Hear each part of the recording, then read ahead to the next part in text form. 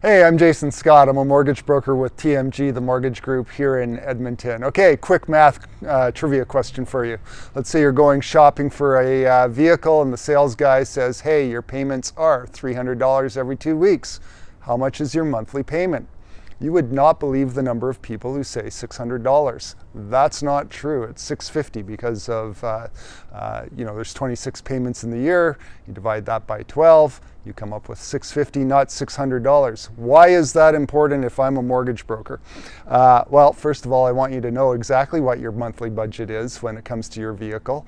Secondly, your car payments impact how much you qualify for a mortgage, and $50 a month actually makes a difference these days with the stress test being so high.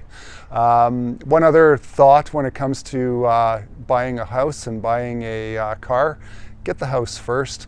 It's much more difficult to qualify for a mortgage than it is to get a car loan.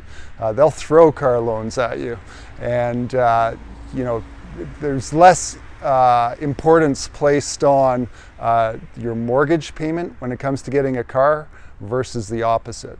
So, Jason Scott, TMG, the mortgage group. Happy driving.